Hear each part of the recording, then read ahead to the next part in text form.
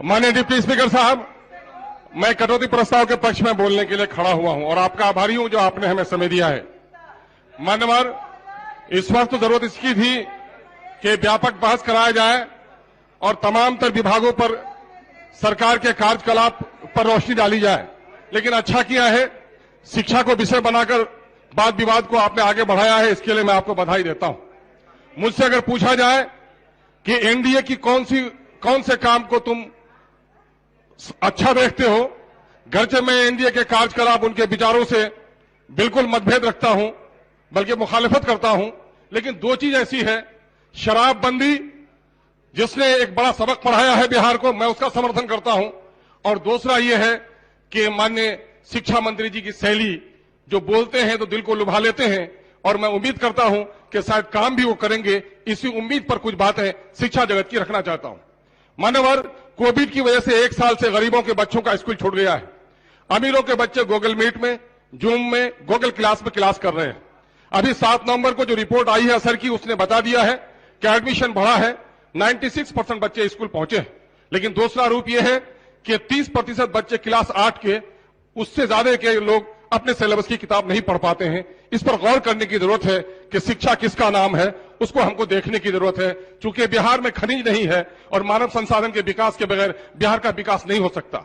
मैं आपको स्कूल की स्थिति बताना चाहता हूं कि इस वक्त बिहार में उर्दू को दूसरी सरकारी जबान की हैसियत हासिल है, और नतीजा यह है कि बिहार के 80,000 से ज्यादा स्कूलों में उर्दू की टीचर नहीं है। और उर्दू बंगला टेट जो पास किए हैं 7 साल पहले, ये बच्चे आज डंडे खा रहे हैं, किसी का सुहाग उतर रहा है, किसी की मार हो रही है, कोई खुदकुशी कर रहा है। सुप्रीम कोर्ट ने कहा कि हमदर्दाना तौर पर इनकी बहाली कीजिए, लेकिन आपने एसटीईटी को 50% में बहाल किया और उर्दू और बंगला के लिए आपने 60% अनिवार्य रख दिया। मैं समझता हूं कि संविधान की धारा 15 कास्ट, क्रीड और लैंग्वेज की बुनियाद पर किसी के साथ भेदभाव नहीं किया जाए, उसका वायलेशन है। मैं चाहता हूं कि इन पर गंभीरता से सरकार विचार करे और ये बच्चे 5% मांग रहे हैं, बल्कि 50% देकर इनकी बहाली की जाए, ताकि उर्दू जो बिहार की दूसरी सरकारी जबान है उसके पठन पाठन का कार्य हो सके। महोदय, मैं अभी आपको कहना चाहता हूं कि आपने अभी 40,500 मिडिल और प्राइमरी स्कूल के और 5300 हाई स्कूल के टीचरों के लिए बीपीएससी की तरह इम्तिहान लेने का फैसला किया है। उसमें पंचायत के और नगर के शिक्षकों के अनुभव को माना है, लेकिन मदरसे के टीचरों के अनुभव को हम नहीं माना है। मैं चाहता हूं कि उस पर भी विचार करें। मैं चाहता हूं कि नियोजित शिक्षकों की तनख्वाह बढ़े, उनको वक्त पर तनख्वाह मिले और शिक्षक बने, और शिक्षा के अलावा दूसरे काम में उनको नहीं लगाया जाए। मदरसा एजुकेशन बोर्ड बिहार में अकलियतों की तालीम का एक बड़ा इदारा है। महोदय, मदरसा एजुकेशन बोर्ड की हालत बहुत बुरी है। आपने 2449 प्लस 1 के मदरसों को तनख्वाह देने की बात कही है, सिर्फ 814 मदरसे को दिया है आपने। 1600 मदरसा के टीचर भुखमरी का शिकार हैं, उनकी तनख्वाह जल्द से जल्द जारी कराई जाए। मदरसा के 2005 से पहले के टीचरों को आप पेंशन उन पर लागू कीजिए। मदरसा की कमेटी की बहाली के सिलसिले में आप कोई निर्णय लाइए, टेट वहां पर बहाल कीजिए, कमेटी के चेयरमैन बहाल कीजिए, मदरसा के रूल रेगुलेशंस ठीक कीजिए। अभी आप देखेंगे कि आपने सदन में आश्वासन दिया है कि हाफिज के ओहदे को तरक्की दी जाएगी, लेकिन मेरे पास सिक्योरिटी के लेटर है कि हाफिज के ओहदे को तरक्की नहीं दी जाएगी। किसको माना जाए? माननीय मंत्री, आप जो कुछ सदन में बोल रहे हैं वो नियम है, इसलिए वहां बहुत सारे हाफिज को तरक्की दी गई है, लेकिन ये रुका पड़ा है। इस मदरसा को जारी कराया जाए।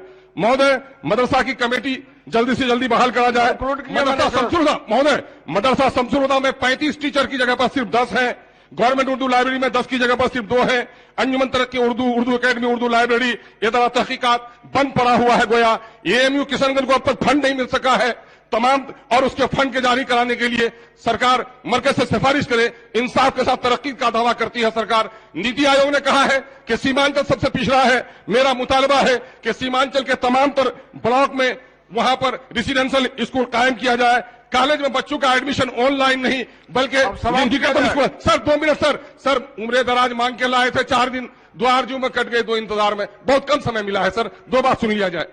डाइट में आप प्राइमरी एजुकेशन की टीचर को ट्रेनिंग दे रहे हैं, वहां पर बीएड की पढ़ाई शुरू करा जाए। दास्ताने गम जब हम सुनाने लगेंगे, पत्थर भी आंसू बहाने लगेंगे। उर्दू मर रही है, मिट रही है। उर्दू तालीम को जिंदा कीजिए। उर्दू बिहार की दूसरी सरकारी जबान है। मान्यवर हमारे मंत्री जी उर्दू की भाषा जब बोलते हैं सबको लपेट लेते हैं, बल्कि विपक्ष को चुप करने के लिए उर्दू के शब्दों का बड़ा सुंदर प्रयोग करते हैं। उर्दू जिंदा नहीं रहेगी तो हिंदी भी मर जाएगी। उर्दू और हिंदी दोनों जुड़वा बहन है। उर्दू के तमाम तर टीचरों की बहाली की जाए, मदरसे की हालत अच्छी बनाई जाए, एएमयू को फंड दिलाया जाए ताकि उर्दू आबादी यकीन करने लगे कि ये सरकार जो कहती है इंसाफ के साथ तरक्की, तो दोनों आंखों से रोशनी होगी, तभी दुल्हन खूबसूरत होगी। हिंदी के साथ उर्दू को भी जिंदा रहने दीजिए और एसटीटी उर्दू टेक के नौजवानों को फौरन बहाल कीजिए और मदरसा के सारे लंबित मसाइल को हल कीजिए। मैं इसके लिए आपने समय दिया, इसके लिए मैं आपका शुक्रिया अदा करता हूं और आशा करता हूं कि वजीर तालीम जो बड़ी संजीदगी से उर्दू के मसाइल को सुन रहे हैं, इन उर्दू के मसाइल को हल करने में फौरी इकदाम करेंगे। बहुत बहुत धन्यवाद, शुक्रिया।